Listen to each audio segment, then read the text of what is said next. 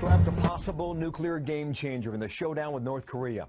The isolated regime carrying out its biggest nuclear test to date, and some analysts claiming it was more powerful than the atomic bomb dropped on Japan, raising alarms in Washington and around the world this morning, and for good reason. As we say good morning on a Friday, I'm Bill Hemmer. Welcome here to America's Newsroom. Good morning, Martha. Good morning, everybody. I'm Martha McCallum. So this blast was so strong, it had a magnitude of a 5.3 earthquake. If that's not scary enough, state TV boasting that Pyongyang now could put an atomic warhead on a ballistic missile. Senior Foreign Affairs correspondent Greg Palcott picks up our coverage, reporting from London on this now. Greg, what more do we know? Bill, Martha, very worrying indeed. It is the fifth nuclear test by the rogue nation, and as you folks have noted, the most powerful one yet. It was announced on North Korean state television, later verified by experts. It happened Friday morning, North Korean time, in an area of the country where other tests have occurred. And the strength, at least approaching that, of the bomb which the U.S. dropped in 1945, the Japanese city of Hiroshima, comes on the 68th anniversary of the founding of the North Korean state.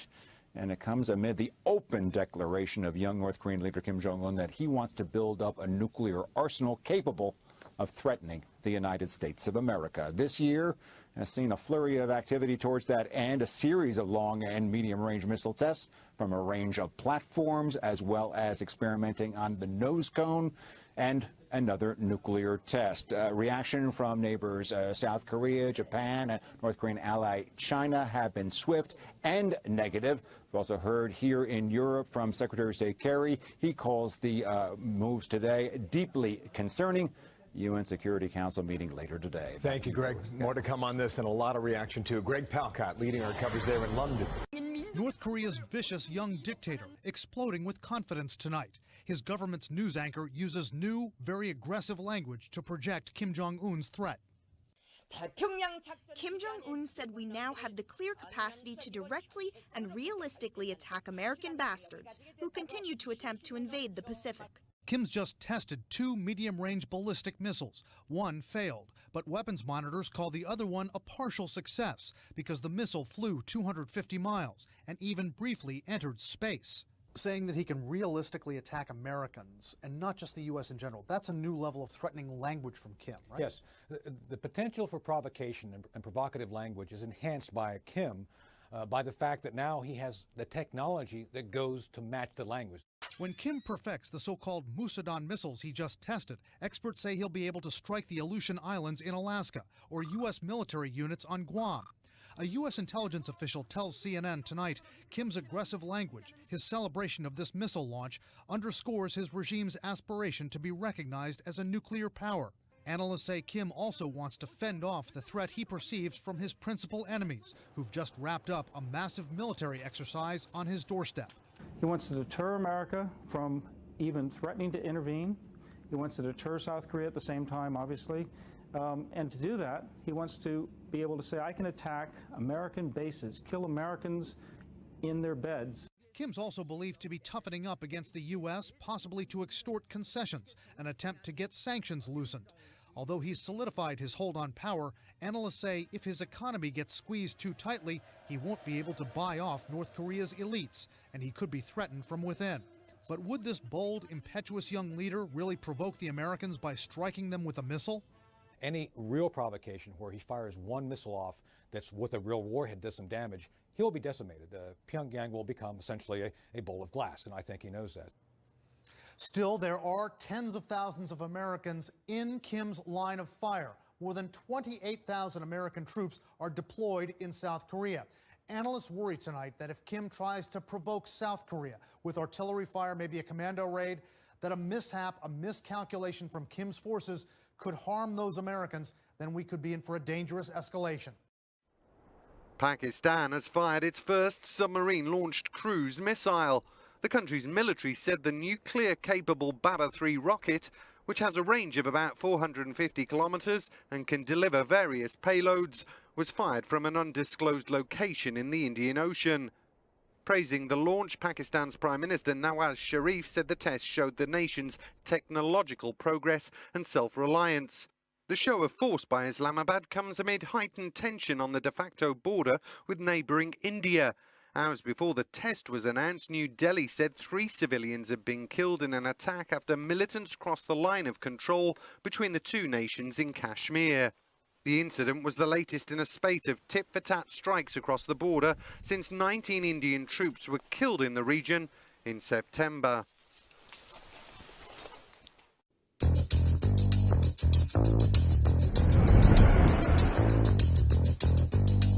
I'm Diana Feldstone, and this is 4 for 4 SciTech, where we cover 4 hot SciTech topics in just 4 minutes. Chinese scientists created a liquid metal machine. James, could this be the real Terminator? It really is the rise of the machines. This is scary. This is scary. A liquid metal alloy that can eat materials, in this case a flake of aluminium, and propel itself around. I mean, I don't know where we're going to go with this. The uses for it, civilian, military, are really, really awesome and scary. But it only moves 2 inches per second. It's faster than I move. Right. Well, I'm sorry, Katie. Zombies, anyone? They're still deadly. True. I'm just trying to look at the bright side. I'd like to think they have benign intentions when creating this, but you never know. I can't tell you what they're going to use this for. Right. Yeah, I mean, I think it's a really exciting technology. We have smartphones, we have video conferencing, we have a lot of things that were dreamt up in science fiction and eventually became part of our everyday lives. And this, to me, just feels like the next frontier. And as a Terminator fan, it's pretty exciting. It's pretty cool stuff. All right, so you're like, this is awesome. The machines will be back. Where the rest of us, like me, are terrified of this technology. But in general, I'm terrified of my smartphone. I'm always wondering if it's somehow tracking me down or going to come alive. So why not the machines taking over, too? Now, forget Elon Musk. Some video gamers are gaining tech superstar status. Nope, I did not stutter. Katie, do you think gamers are the new rock stars? So I'm wondering if this helps them with girls. On the one hand, they're making millions of dollars, but on the other hand, they're gamers. Don't hate the game. Okay. But actually, if someone wants to pay me millions of dollars to play Super Mario Brothers again, I'm all for it. So. All right, so you're not going to be dating any of these video gamers. That's what I'm getting from Katie's comments. Yeah, the bees are dying, and they're taking everything else with them.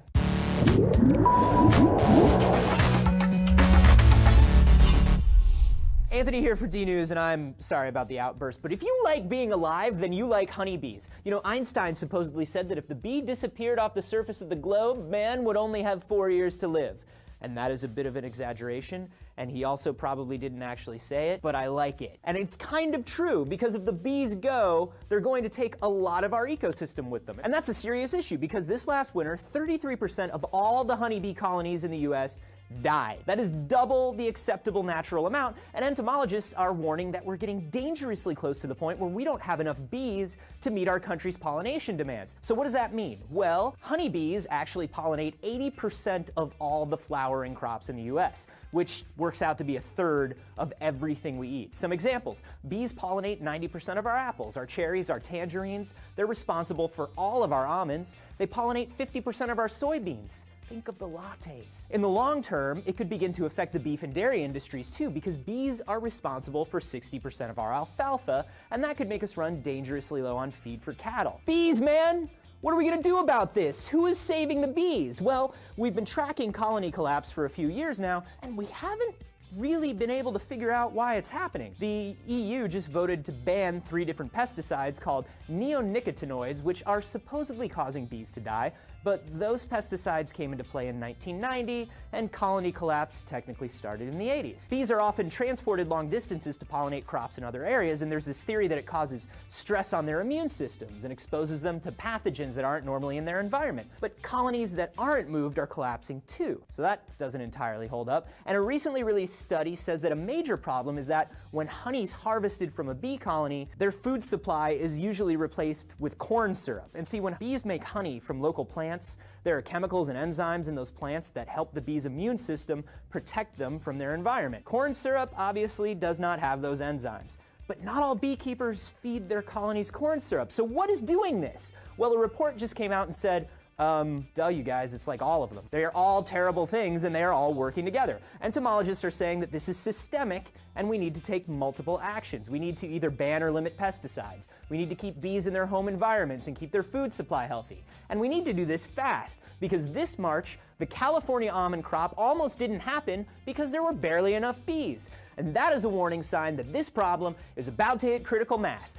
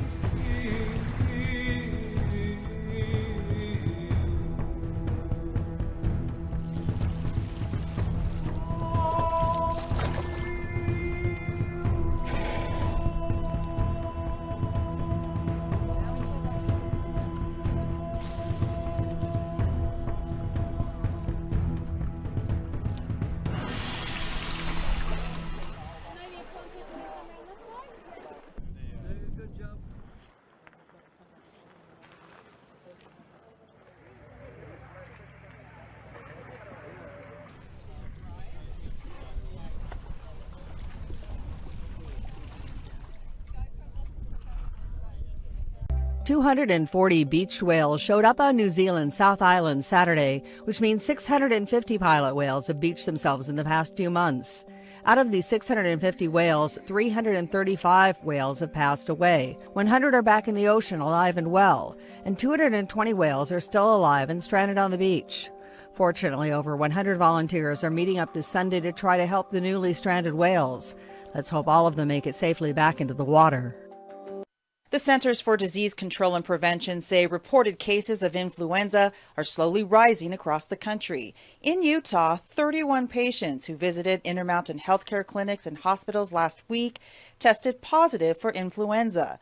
Not particularly high numbers right now, but doctors say that could all change. We may have caught a little bit of a break with a mild November, but as we get into the depths of winter with colder air, inversions, we'll probably see these viruses that have just been smoldering along really start to take off. Dr. Per Gestelen, a pediatrician at Primary Children's Hospital, says they're also seeing cases of RSV, a life-threatening respiratory virus that affects children. At the very beginning of our RSV season, and likewise expect that activity to really pick up over the next few weeks. With these illnesses popping up, doctors are reminding people about the importance of getting the influenza vaccine.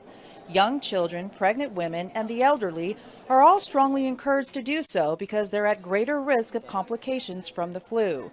Doctors would like parents and caregivers of children to get the vaccine to develop a cocoon of flu protection. This season, doctors recommend using only flu shots. So far, the vaccine is a good match for the circulating strain of the virus. That means that it's a good year to get your flu vaccine because it might really do a good job. We go to the deadly Ebola outbreak and a new warning tonight from one of the nation's top doctors, the head of the CDC, warning that the outbreak in Africa is even worse than we feared. ABC's own chief medical editor, Dr. Richard Besser, is right there on the front lines of an epidemic. Tonight, the head of the CDC traveling in Liberia announced the world is losing the fight against Ebola.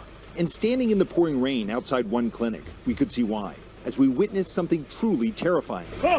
These men, in head-to-toe protective gear, heaving the body of one victim, still highly contagious, into a flatbed truck, piled high with others. Immediately afterwards, spraying him down with bleach. Patients through the window, watching it all. This is incredible. Seeing a truck cart away 10 bodies of people who died from Ebola. I can't imagine what someone is thinking who has arrived there for treatment. It's the gates of hell, going into that treatment ward and knowing that the odds are you're going to come out in a body bag. So many doctors and nurses themselves have become victims. Losing those healthcare workers, just devastating. In the Ebola zone, even before the outbreak, only one doctor for every 100,000 people. What's your biggest worry now? The loss of lives of healthcare workers. I'm really concerned about that. We saw for ourselves the lack of protective equipment. He's totally covered up for going into the Ebola ward. The final part is putting this hood on, but they don't have hoods that are ready-made, so they're making hoods out of other protective equipment. This clinic opened just 9 days ago, but it's already overflowing. Going into the triage unit here at JFK Hospital, they're assessed to see could they have Ebola, and if they are, they're put into isolation. I spoke with the nurses, risking their lives every day. The Liberian government estimates up to 75% of Ebola deaths have been women, in part because they are the primary caregivers. Do you worry working here that you could get Ebola? Sometimes it's scary, but we have to help our own people. And here, amid the darkness, a glimmer of hope.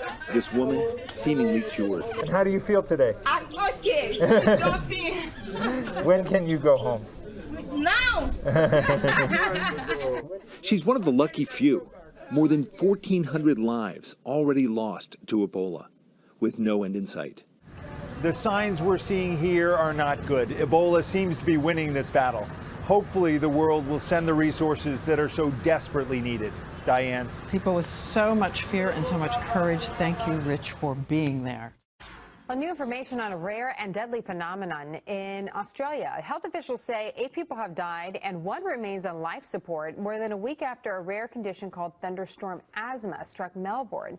Heavy rain and wind last week triggered thousands of pollen allergy asthma attacks, and the storm caused wet ryegrass pollen grains to explode and disperse all over the city. Those tiny pollen particles getting deep into people's lungs, causing many to have breathing problems. Around a third of patients who suffered asthma attacks reported to never have had asthma before. Breaking news just into CNN. A very strong earthquake just minutes ago felt in at least 3 states, Texas, Oklahoma, Kansas. Want to go straight to CNN meteorologist Allison Shinshar. Allison, what are you hearing about this? So as of right now, the information that we have from the U.S. Geological Survey, the USGS, is that about a 5.6 earthquake happened just about an hour and a half north of Oklahoma City and about an hour west of Tulsa, Oklahoma. That's where the epicenter was located. Relatively shallow. We're talking about 6.6 kilometers deep, which in the overall scale, that's very shallow.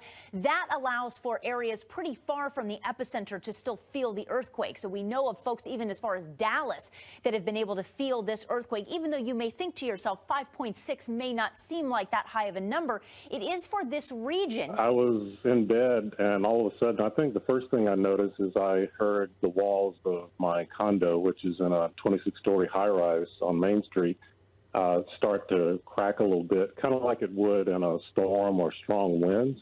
And then the next thing, I felt the bed just move back and forth. It was a mile moving back and forth. And it was just once, something, maybe that's just me.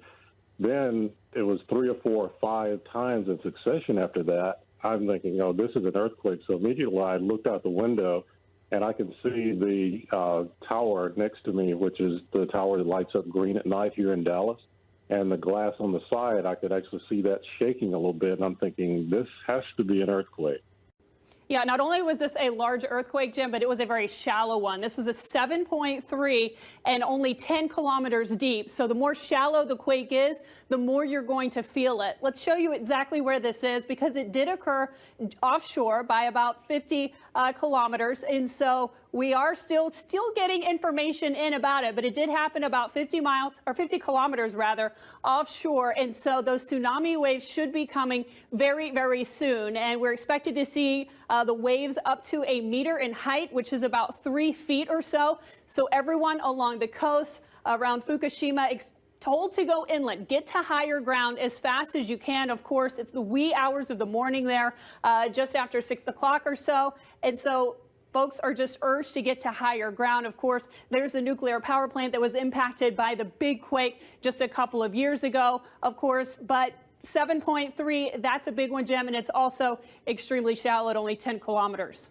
Now, is there any concern in the level of earthquake activity that Japan has seen and elsewhere in the region in recent weeks and months?